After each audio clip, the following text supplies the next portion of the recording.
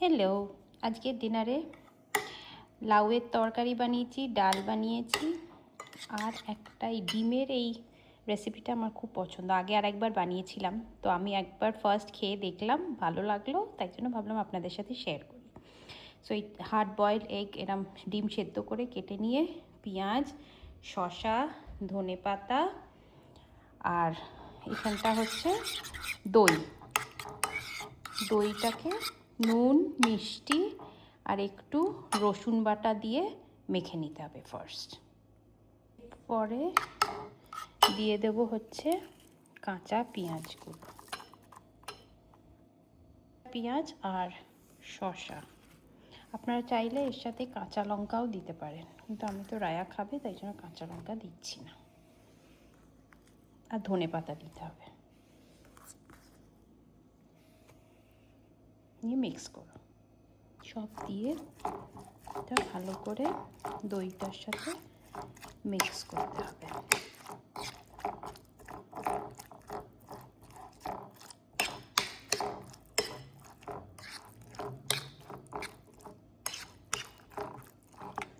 ব্যাস, এবার একটা তড়কা না, এরপরে ডিমগুলো এতে দেব, নিয়ে একটা তড়কা বানাবো।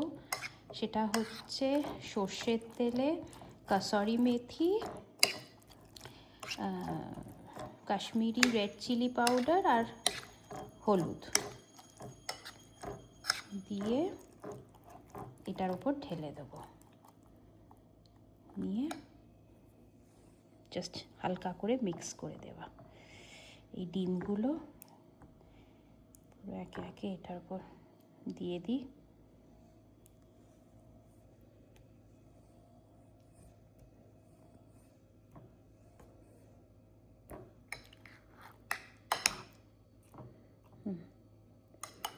তারপর এবার তড়কাটা বানিয়ে উপর থেকে দেব, দিয়ে মিক্স করব।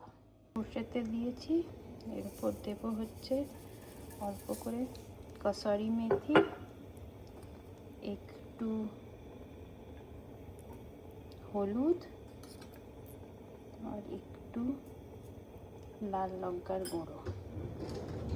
That's it. নিয়ে এটা ভালো করে মিক্স করে নিতে হবে।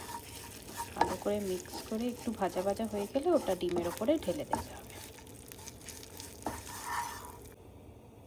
এটা হয়ে গেছে, এবার এটা জাস্ট ঢেলে দেবো।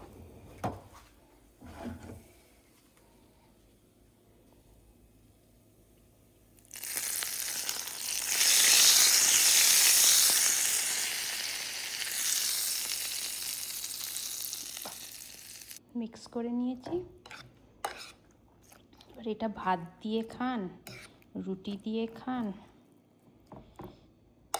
দারুণ লাগে খেতে। ওপর থেকে আরেকটু ধনেপাতা দিয়ে দিতে পারেন। আমি আর ধনেপাতা দিই, কি দারুণ দেখতে হয়েছে না? আর এই যে সর্ষের তেলে তড়কাটা করলাম, তো এইটা ঝাঁঝটাই আলাদা, ঝাঁঝটা থাকবে, দারুণ লাগবে খেতে। মানে আমাদের তো ভীষণ ফেভারিট এটা, আমরা সপ্তাহে একদিন করে করি এটা।